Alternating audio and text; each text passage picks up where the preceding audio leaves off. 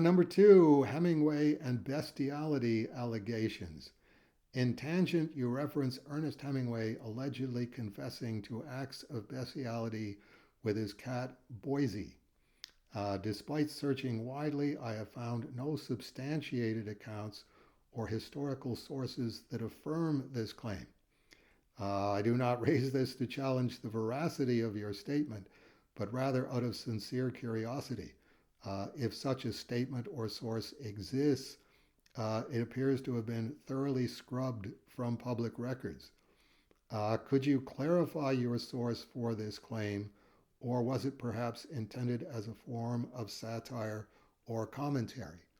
No, sitting and trying to remember where I saw it,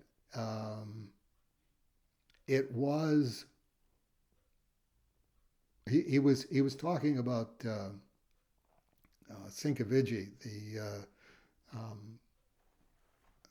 the Cuba home that he had. That's where the cat was.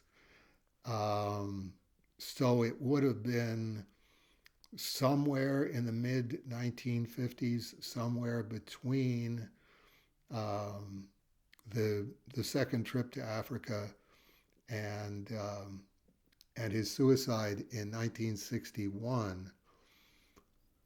I'm trying to remember the name of the book. Garden of Eden was the one that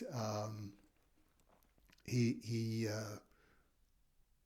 contorted himself trying to explain his views of sexuality, and he was definitely, I think, from the evidence, one of those spectrum people who believe that everybody is on a spectrum from male to female, and everybody who isn't or is in denial of being on the spectrum between male and female, and just sometimes I'm here and sometimes I'm over here. Um, it's an interesting theory. I don't share it. I think it is a matter of the wave particle thing.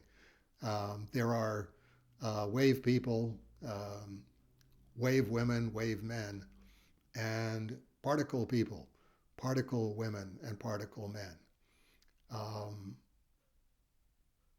there was wherever I read it, it was as part of here's how much writing he did on this book that I think it was Mary Hemingway that finally cut it down to okay, here's the parts that we can print, and this is now a finished book, and all of these other hundreds and hundreds of pages, we're just going to pretend that these didn't exist. Um, where I would have seen that, that's another question. Um, I didn't I didn't contact the JFK library about that. I mean, they did help with the research on Form and Void, particularly the Mary Hemingway's diaries. Um, but I think there was a book that um, sort of adopted the view of okay, this book was chopped down to its official size after Hemingway's death, and this is all that was printed of it. But here's some other stuff that probably needs to be addressed if we're going to actually try and say we are really attempting to understand Ernest Hemingway here. Um, it's there's a reason that he wrote this many pages, and there's a reason that he was still laboring on it at the time of his death, and it had to do with the fact, I think, that he did get to the point where he went, I don't know how to explain this. I know what I see and I know what I feel as an individual, and I know, here's anecdotes associated with that.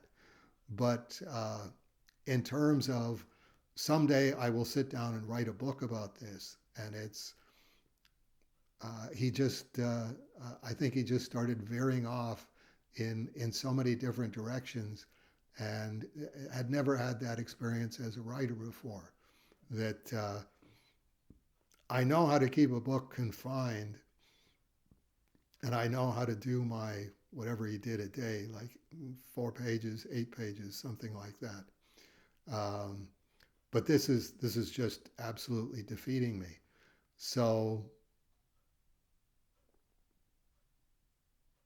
might have been might have been the biography. I don't think it would be the biographies because they were all pretty you know pro Hemingway. We want Ernest Hemingway to look good out of this, and the stuff that I'm talking about um, wasn't really in that category. So I have to say that I know that I read it. No, it wasn't satire or commentary. It was kind of an otherworldly thing, the relationship that he had with his Kotsis. Um, and I think that was part of it as well, was that that was part of his sexuality that he saw as being a coherent whole. That here's Ernest Hemingway on the spectrum between male and female, back and forth, and here's his relationship with the animal kingdom, um, exemplified by his Kotsis, and um, bottom line was he was a much stranger guy than people give him credit for. I would definitely say anybody who's trying to um, really understand Ernest Hemingway, all of those pages that didn't make it into, and I may be misremembering that it was called Garden of Eden, um, but I think if you read all of those pages, that you do find out that Ernest Hemingway isn't the Ernest Hemingways of the biographies, or even the Ernest Hemingway of the Ken Burns documentary. Everybody, I think, has to shy away uh, when they sit down to do the real Ernest Hemingway and go, well, okay, this is a little too real for me, so I'm not going near this because all I'm going to do is just really really piss off all of the major Ernest Hemingway fans. That's the best that I can do on that one. Lastly, I wanted to inquire whether you are still offering day-long tours of the Aardvark Vanheim studio. I had faxed an inquiry some time ago, but never received a reply. I remain very interested in the opportunity to observe your creative process and the operations of your publishing house firsthand, should that still be available. Thank you for your time and for your continued contributions to the conversation between faith, art, and freedom of expression. Respectfully, Byron. And Matt says, and I think he did, yes, get the facts about the letter, and about the latter, and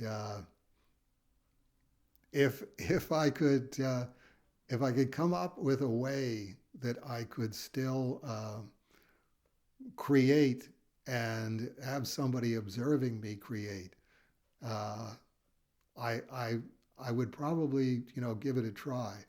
But absolute isolation and absolute silence, and just completely solitary. That's the only thing that works for me. So thank you, Byron, and I hope we'll hear from you again.